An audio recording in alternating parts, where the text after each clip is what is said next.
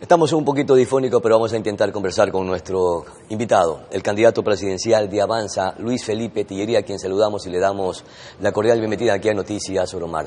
Varios son los temas o propuestas o planteamientos que usted está precisamente esbozando para presentarle al pueblo ecuatoriano. Una de las cosas que usted plantea, Luis Felipe, es justamente hacer del Ecuador un país del primer mundo. Pero ¿cómo hacerlo si nuestro país está secuestrado por las mafias delincuenciales? Hay que recuperarlo primero para poder construir lo que usted propone. Buenos días y bienvenido, Luis Felipe. Sí, muchas gracias, buenos días. Un saludo migrante, antes que nada, a nuestros compatriotas que nos ven desde Italia, España, Reino Unido, Francia, Estados Unidos, Canadá, el resto de Latinoamérica y en todo el Ecuador. Claro que sí, pero no solamente el país está secuestrado por las mafias del narcotráfico, las mafias criminales, también está secuestrado y ha estado secuestrado por los últimos 45 años por las mafias políticas. Y ese ha sido el gran problema, ese ha sido el génesis de la corrupción. Lo lamentable aquí es que esas mafias políticas, llamadas partidos políticos, han secuestrado la democracia de tal manera que se han hecho una constitución que les da a los políticos el monopolio sobre los sectores estratégicos, sobre las empresas públicas, el monopolio de la democracia. Es decir, un independiente no puede ser candidato, tiene que irse y alinearse con algunas de esos partidos políticos. Lo que nosotros queremos es hacer una nueva constitución que disminuya el sueldo y disminuya el poder de los políticos, aumente el poder de la gente y así, abrazando las ideas de la libertad, enrumbe a Ecuador al primer mundo. ¿Y cómo se den esos espacios para que se empodere la ciudadanía de estos espacios de poder y no necesariamente los políticos que también tienen secuestrado al país, como usted lo acaba de mencionar? Si, por ejemplo, tenemos un Consejo de Participación Ciudadana que también está politizado. Bueno, aquí la clave sería que la gente tenga el derecho a decidir, a elegir. Por ejemplo, participación política, lo tienen secuestrado los políticos. Bueno, en nuestra nueva Constitución no van a tener cabida los políticos. La nueva Constitución va a ser escrita por ciudadanos comunes y corrientes que no hayan ostentado ningún cargo público en los últimos 5 o 10 años. ¿Cuál sería la idea? Que los ciudadanos por primera vez van a escribir una carta magna y le van a decir a los políticos: hasta aquí tú tienes el límite de tu poder, hasta aquí te limitamos el poder. Entonces, ¿cuál sería la idea? Que, por ejemplo, el día de mañana el ciudadano pueda elegir entre un independiente o un partido político. Dejar que la gente decida, de eso se trata la libertad. O, por ejemplo, en el sistema eléctrico, que ya no diga en la Constitución que los sectores estratégicos están simplemente en manos del Estado. No, que el día de mañana usted pueda invertir en unas 30 hectáreas, llenarlas de paneles solares, y si usted quiere, bueno, pues le da electricidad a un barrio de Manta, o si quiere se lo da pues quizás a Tosagua, y dependiendo de dónde están las 30 hectáreas de paneles solares, y compite contra CENEL, y que la gente elija si quiere pues su electricidad solar o si es que quiere la de CENEL. Vamos a ver quién no le da 14 horas de apagones o quién le da precios más competitivos. Pero al mismo tiempo que pueda venir una empresa surcoreana e invertir en una central nuclear, o que pueda venir una compañía islandesa y pueda invertir en más de 44 centrales geotérmicas, aprovechando nuestros 104 volcanes y la capacidad que estos tienen de generar energía, y un larguísimo etcétera. En energía a base de basura tenemos 18 millones de toneladas, energía eólica, energía mareomotriz y un largo etcétera. Entonces, en ese régimen de competencia, que la gente tenga la libertad de elegir entre una empresa eléctrica o la empresa eléctrica del Estado. Ya, pero para eso, Luis Felipe, el gran problema de los políticos es que no quieren que la gente elija, porque saben que no los elegirían a ellos. Ya. ¿Y bajo qué modalidad elegiría la gente? Porque para lo que usted está planteando y para poderlo concretar, se necesita cambiar el modelo, se necesita reformar la Constitución, y entonces entre esa constituyente, ¿qué eliminaría y qué potenciaría? Bueno, claro, lo primero es que tenemos que ir a una constituyente, es una consulta popular de plenos poderes que haga una nueva constitución. El artículo 444 actualmente faculta al presidente convocar una constituyente. Convocada la constituyente, lo que nosotros queremos es abrir el abanico para que la gente compita, para que la gente elija. Dentro de la propuesta que nosotros tenemos de constituyente, esto sería como un lienzo en blanco. Vamos a ser los ciudadanos los que comenzamos a imaginarnos cómo va a ser este país del primer mundo. En el marco que nosotros queremos cambiar, van a ser un reseteo económico en materia de finanzas, por ejemplo. Queremos que Ecuador sea un centro financiero internacional. Eliminar todas las leyes malas que no permiten que la banca internacional venga. Queremos que aquí hayan 400 bancos para que en esa ley de competencia bajen las tasas de interés a un 3-4% de interés anual a 30 años plazo. Queremos un reseteo en materia de las empresas públicas. Queremos devolverle a la ciudadanía las empresas públicas. Y queremos, como le he dicho, liberalizar la economía para que haya más competencia y que ningún sector esté secuestrado por los políticos por medio del Estado. Pero también queremos un reseteo en seguridad. Ese reseteo en seguridad hará, por ejemplo, que los militares cambien de función, que sean una fuerza dual, una gendarmería, de tal manera que en época de guerra son militares y en época de paz son policías. Tendríamos mucho mayor control de los barrios y disminuiríamos el control que tiene el crimen organizado. En este reseteo de seguridad queremos que los presos trabajen por su casa y comida.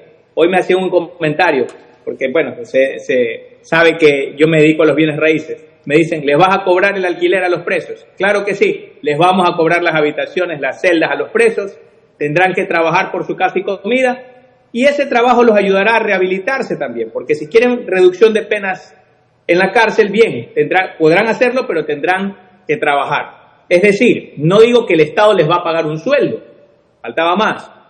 Si no le pagamos un sueldo a muchas madres solteras que cuidan de sus niños y los hacen grandes profesionales, ¿cómo le vamos a pagar un sueldo a los presos? Lo que queremos es vender la fuerza laboral de estos presos a compañías internacionales o locales que quieran confeccionar, por ejemplo, Tommy Hilfiger, Lacoste, y que en lugar de irse a China o irse a Perú a confeccionar y pagar en China $385 de sueldo mínimo en Shanghái o $325 de sueldo mínimo en Perú, que paguen $300 al Estado ecuatoriano, el Estado ecuatoriano cobre $100 de casa y comida por ese preso y los otros 200 se los debe. Tienen una libreta de ahorros para el preso, cosa que arma su bolita de plata para cuando salga, poder emprender, ser parte de la solución, ya que un día fue parte del problema, y los otros $100 que se los dé mensualmente a algún familiar para que siga siendo el sostén del hogar. Luis Felipe, pareciera fabuloso lo que usted está planteando y sería lo ideal, pero usted sí sabe en qué condiciones se encuentran los centros penitenciarios del país. Existe un hacinamiento bastante complejo y las cárceles aún están secuestradas por las mismas mafias delincuenciales. O sea, hay que dar paso por paso antes de lograr el propósito que usted está planteando. Primero, entonces, ¿cómo recuperar las cárceles? Nosotros, de hecho, estamos aquí en la península de Santa Elena. Estamos en la península de Santa Elena porque ayer estuvimos en una marcha en contra de que la cárcel de máxima seguridad esté en Salinas, esté en Ancón. Lo que nosotros proponemos es que la nueva cárcel de máxima seguridad, porque se necesita un gran complejo penitenciario. Necesitamos una cárcel que tenga, pues, como un tiro al blanco, usted imagínese. El primer círculo, que sea una cárcel de máxima seguridad, es decir, una cárcel dentro de una segunda cárcel que esté alrededor de mediana seguridad y una tercera cárcel de baja peligrosidad, rodeada de 500 hectáreas para que los presos también puedan labrar la tierra. ¿El país ubicaría esa cárcel de máxima seguridad que tiene ahorita resistencia en algunos sectores, en algunas regiones como en la Amazonía y en Santa Elena? Claro, en Archidona, por ejemplo, celebramos que el pueblo se haya parado firme y lo mismo estamos apoyando en Santa Elena. ¿Dónde nosotros proponemos que sea esta cárcel de máxima seguridad? En la hacienda La Clementina. Ya, usted plantea entonces que la ubicación de la cárcel sea en esa zona, pero lo dice ya porque tiene alguna especie de un estudio, estratégicamente debe ser considerada esa ubicación en este lugar, porque hay que analizar primero la estrategia, la ubicación y otros aspectos, otros factores que son importantes para construir una cárcel, y sobre todo de máxima seguridad. La hacienda La Clementina, que en Los Ríos, tiene 12.000 hectáreas, y para el complejo penitenciario del que yo hablo se necesitan 500 hectáreas. La hacienda La Clementina hoy está en manos de la Corporación Financiera Nacional, no la han podido vender porque, bueno, no hay bolsillos tan profundos en Ecuador para comprar una hacienda de 12.000 hectáreas. La idea sería coger 500 hectáreas de esas 12.000 hectáreas y luego el resto de las 11.500 hectáreas, de alguna manera dividirlas en 4 o 5 fincas o 5 hatos más pequeños para poder comercializarlos más rápidamente.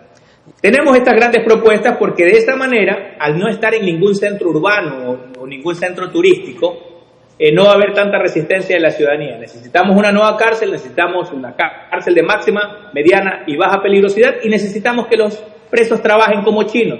Tenemos el plan chino, centro humanitario de inclusión y nuevas oportunidades. Lo que queremos es que los presos se rehabiliten trabajando, aprendiendo cómo se gana el pan con el sudor de su frente, cómo se hace la propiedad privada que algún día le quitaron a alguien. Ya. Siguiendo en el mismo orden de seguridad, usted está planteando un plan denominado artillería. ¿En qué se va a diferenciar con el plan Fénix? Bueno, primero que sí es un plan. El plan Fénix, pues nos hemos dado cuenta de que no ha sido ningún plan concreto. Nuestro plan de artillería contra la delincuencia, primero, va a optimizar a las Fuerzas Armadas. Hoy por hoy, lo que tenemos en Ecuador es que no hemos tenido una guerra en 30 años y tenemos unas Fuerzas Armadas 7 veces más grandes que las de Suiza, siendo un país rico Suiza. Lo que queremos es cambiar la función de las Fuerzas Armadas y hacerlo como una gendarmería, es decir, una fuerza dual, como los Carabinieri de Italia, que en época de guerra sean militares y en época de paz sean policías, controlándole el territorio a los ecuatorianos. De esta manera vamos a optimizar nuestros recursos y vamos a tener 2 fuerzas en las calles, porque cuando le ganamos la guerra en los barrios al crimen organizado, les estamos restando espacio, no les permitimos el reclutamiento de jóvenes. Pero también tenemos que ganar esta guerra con inteligencia, no es solo con músculo. ¿Cuál es la ventaja competitiva que tiene el Estado? La ventaja competitiva que tiene el Estado es que nosotros podemos controlar el sistema financiero. Cuando controlamos el sistema financiero, sabemos dónde está la plata, dónde se está moviendo y podemos congelar las cuentas para hacerle más caro, más difícil al crimen organizado el mover el dinero. Y segundo, podemos utilizar la diplomacia. Nosotros queremos utilizar y tenemos un plan que se llama la diplomacia de la lucha contra el crimen organizado. Podemos hacer acuerdos de cooperación militar con todos los ejércitos del mundo, especialmente con el ejército de Estados Unidos, Canadá, el ejército de Francia, Italia, España, Bélgica, que son los principales damnificados del envío de drogas. Les podemos decir, a ver, mira, necesito que me mandes militares, que me ayudes con inteligencia, con drones, con tecnología, para que no tengas el problema en tu país, sino que desde el origen me ayudes a controlar este problema para que no te salpiquen el envío de drogas. Pero también con otros ejércitos que proveen de tecnología barata, como el ejército de Rusia, de Turquía, de Corea del Sur, y como los pillos les tienen miedo, con el ejército de Israel. Vamos a pulverizar al crimen organizado. Ya, eso entonces estaría descartando la posibilidad de instalar una base extranjera militar en territorio, en suelo ecuatoriano, Luis Felipe. Bueno, descartando que vamos a instalar una. Nosotros queremos instalar 20 si es necesario. Y no solamente de un país. Pueden haber diferentes acuerdos de cooperación y no solamente bases. También se necesita centrales de inteligencia, también se necesita tecnología, drones. Yo entiendo que tuvimos hace 25 años una base en Manta. Sin embargo, hoy por hoy las guerras ya son más telemáticas. Se pueden, a ver, la guerra en Siria, pues habían drones que estaban manejados desde Texas, ¿no? Y estaban sobrevolando Siria. Así que en ese sentido nosotros queremos abrazar la nueva tecnología, hacer grandes acuerdos de cooperación y tener un gran arsenal para darle guerra frontal a ese crimen organizado. Bueno, aparentemente se ve fácil lograr esos acuerdos o cooperaciones internacionales con los países que usted acaba de mencionar, pero probablemente tenga un gran tropiezo internamente en el país, y es justamente lograr acuerdos políticos o alianzas políticas con agrupaciones o bancadas políticas de la Asamblea Nacional. ¿Con quién lograría esos acuerdos para instrumentar todas estas propuestas que usted está realizando? Porque si la Asamblea Nacional no le da paso, seguramente no podrá desarrollar todo lo que usted está proponiendo. Sí, gracias por la pregunta. Nosotros vamos a hacer una alianza con el pueblo ecuatoriano. No necesitamos a los partidos políticos, los dueños de los partidos políticos. Pero para instrumentar las leyes se necesitan la participación de los bloques legislativos. No, nosotros vamos a hacer la democracia 3D. Esta va a ser la espada con la que vamos a derrotar a las otras mafias, los partidos políticos, el crimen organizado de cuello y corbata. Mire. ¿En qué consiste esa democracia 3D? Sí, la democracia directa digital. Democracia 3D es democracia directa digital. ¿En qué consiste? Nosotros, amparándonos con el artículo 1 de la Constitución, la democracia y la soberanía radica en el pueblo, artículos 103 y 104 de la moribunda actual Constitución, habla de mecanismos de democracia directa.